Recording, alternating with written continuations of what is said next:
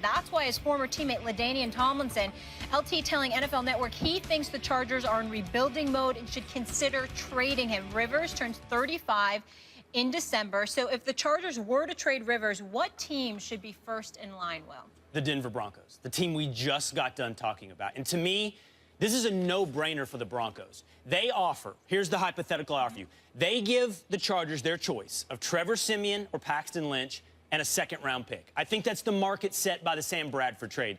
They got Sam Bradford for a first and a fourth. You get one of these quarterbacks that Denver took, not Siemian in the first round, but perhaps he's proven himself the equivalent of Lynch at this point, who's a first-round quarterback, plus a second, because Rivers is better than Bradford.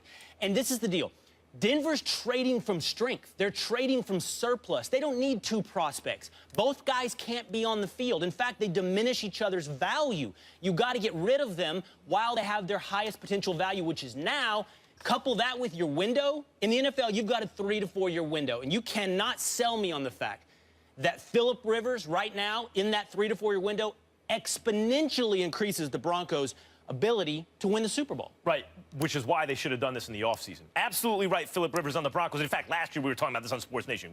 You know, should they trade Phillip Rivers? Because, and by the way, mainly for Phillip Rivers' sake. He's a great quarterback who is stuck in a situation where he's just never going to win a Super Bowl there. It doesn't seem like it. Although in the NFL, every time you think that, you know, suddenly a team makes a run. But San Diego has not seemed to be serious about putting a Super Bowl team around him. And when you think about Phillip Rivers on the Broncos, as though they could get, I mean, that is such a great fit.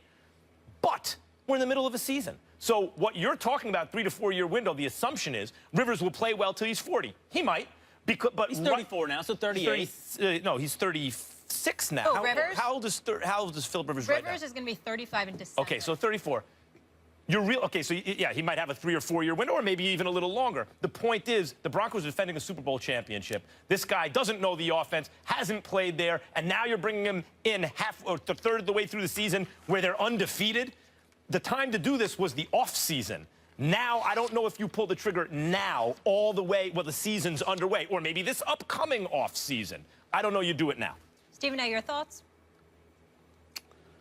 You know what? I ignored Will from the moment that he said the Denver Broncos was the team that Phillip Rivers needed to end up with. Because if you're the Broncos, you're one of 3 undefeated teams left in the National Football League. You've got the premier defense, which, by the way, led you to a Super Bowl title. You're the reigning defending Super Bowl champions. The parts around you in your new quarterback, meaning Emmanuel Sanders, Demaryius Thomas, C.J. Anderson, etc., along with at least a decent offensive line. There's simply no excuse to change anything. Trevor Siemian has been playing. Certainly, he's looked better than Peyton Manning looked last year. Paxton Lynch even came in there and did a little something. And so when you look at it from that perspective, why even bother? At the end of the day, here's what it comes down to. You can say what you want, you can believe what you want, or whatever the case may be. If Phillip Rivers was going to go anywhere, talk to me about the Buffalo Bills, or to a lesser degree, actually to more of a degree, because I like Tyrod Taylor. Talk to me about the New York Jets.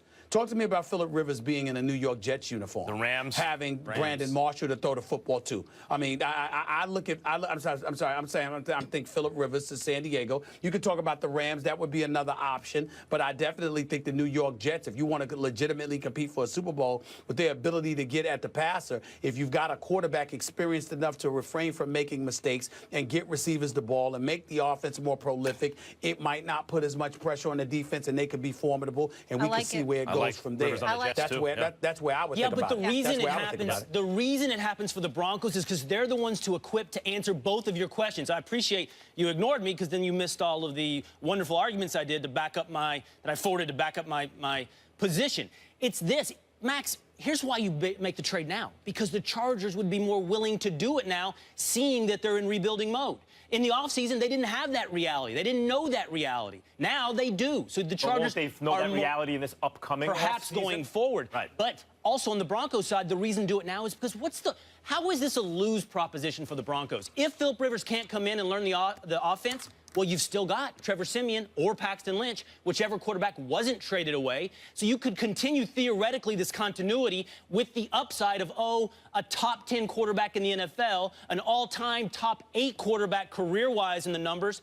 you have that potential icing, you take because that. I think everything you're suggesting can be accomplished in this offseason, where he has the whole preseason to prepare. And also, to Stephen A's point, I don't know if the Broncos really need. Now, I'm just not I agree willing with, to. he makes them better. Philip Rivers would make the Broncos better. That's the end of that argument. He does. He makes them better. They're 4-0. That's the. They Oh, don't come need on. to make a change. They've got two guys that can be their potential. Good enough. future. Will, in other words, good enough is not They an need argument. someone. Good enough is not They an could argument. win a Super The simple Bowl. question is this: is Philip Rivers better than Trevor Siemian? Yes. And I think we know the answer is yes. So does that make the Broncos better? Yes. Yeah, but the question also is, at this point in the season, is Philip Rivers better than anyone they got? Yes, he's better than most quarterbacks I've ever seen, really. He's an excellent quarterback.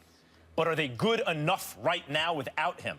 Because it's not the offseason, middle of the season. There are other factors to consider. I think also the answer is yes. The Broncos could easily repeat this year. And getting Rivers doesn't mean necessarily that they have a better chance this season. All right, of I'm rolling with the doctor in this one, but I'm so proud of you guys. Smith. We got through 4 topics essentially, and It's my fault. that's I the came first in. time I was ever, shooting though. from the hip. I had a little I think passion. in like first take history, it's great. We touched on a lot of things. Really proud. Really Next week, moving it along. we'll argue about Charlie Strong. Good. I'm looking forward to that. We'll stay and put. The NFL coming down hard on Antonio Brown for his touchdown celebrations. Someone at the desk has a problem with it. We'll discuss. Do you have a problem with this? I think the bow and arrow is silly. I mean, I don't think it was meant as a violent situation. But, you know, I don't have a problem with fining a player, including Antonio Brown, for twerking or doing whatever you want to call it. Popping it. You know, I mean, it is sexually suggestive and lewd. And if you're packaging family entertainment, I get it. Fine him, fine. Here's what I have a problem with. How does what a guy does, how he behaves after the fact, the play on the field is over, affect things like field position? That is absurd. It's one thing to enforce a code of behavior because you want a family product. Very violent product, by the way. But, oh, and they sell alcohol during the commercials. But, okay, fine. It's for kids, right? Fine. It's one thing to say, we're going to fine you if you behave that way. That's okay. But to say that somehow, to insist that that behavior is somehow conflated with the actual competition on the field is asinine. I've never understood it, and I'm totally against it. So forget the fine. I'm upset by the fact that it cost you field position because you celebrated. Stephen A.? Go ahead, Will. Go ahead, Will. Well, I guess I disagree with Max. I don't have a problem with the punishment for the act. I have a problem with the application of the rule, which I can't parse. I can't figure out. It's like most things in the NFL these days. And to me, this is actually one of the biggest problems the NFL faces is we don't know what we're watching, apparently. We can't trust our eyes. We can't see reality because there's this alternate reality, a shadow reality that is the NFL rulebook.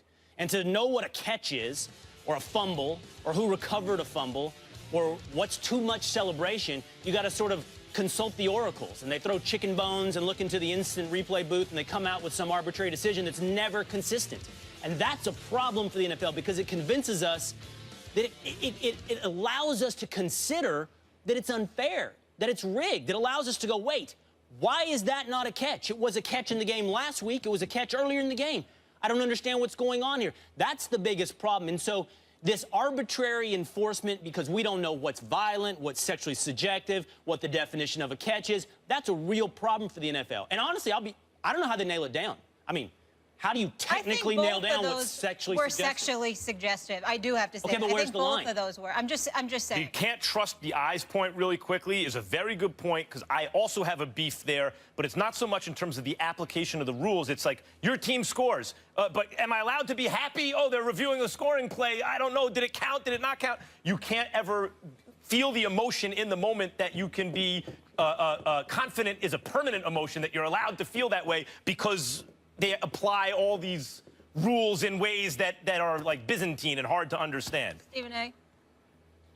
Y'all are making it more convoluted than it really needs to be. Fact of the matter is simple. NFL should have a rule instituted, nothing sexually suggestive.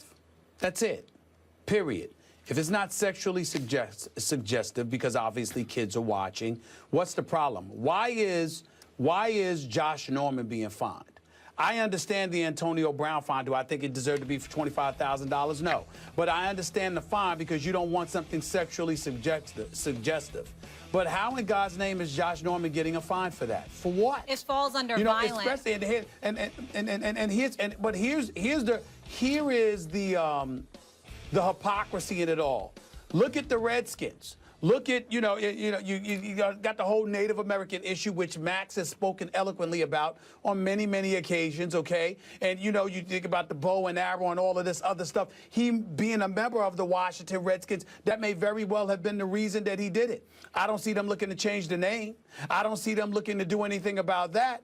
Why would you sit up there and penalize him for something that harmless? And that's just one of the examples. There are many others where the NFL has definitely been a bit excessive. I mean, you're controlling the shoes folks wear, the color socks they wear, and stuff like that. I mean, the list just goes on and on and on. It doesn't stop, and that's why I applaud and completely appreciate Mike Tomlin and where he's coming from, where Mike Tomlin said we need you to be a bit more specific as to what warrants a fine, as opposed to something being so arbitrary and being implemented, on an arbitrary basis where you can't define exactly what the problem is until you are confronted by it. And if you got a problem with somebody, how about giving them a warning first and then make sure and see what happens thereafter, so Stephen as opposed to just, deciding to fine them. You would pare down the unsportsmanlike conduct penalties in celebration to sexually suggestive. That's what you're saying. You'd allow the bow and arrow. Yes. You'd allow the flexing and all that. Sure, why not? Yeah, I would allow the flex. You don't want anything. You don't want it going on for a minute or two or something like that. But at the same time, if somebody's flexing or whatever, what's the problem? No. What about a guy Especially in slitting a his sport like throat, doing football. that kind of thing? That's okay?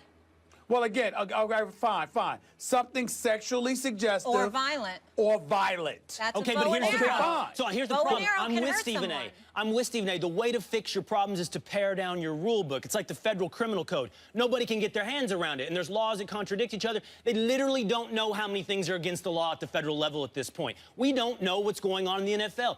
However, paring it down doesn't solve all your problems because, as you point out, once you say violence is wrong in celebration, okay, throat slash bad, bow and arrow shooting good, where was the line there? I don't see what the bright line is. I agree, by the way. Josh Norman shouldn't be penalized. Carlos Hyde was penalized last night for flexing, literally doing sort of the Incredible Hulk flex. I mean, I think there's an answer to your question. And it's nothing sexual at all. And in terms of the violence, because it's inextricably tied to a very violent sport, right? You got to do it on a case-by-case basis. And when they see something they don't like, they can say, okay, he did that. The next time someone does that, that's going to be a fine. I think people can be reasonable about what violent stuff constitutes what. And to Stephen A's point, I think that's the real reason. I don't think it's about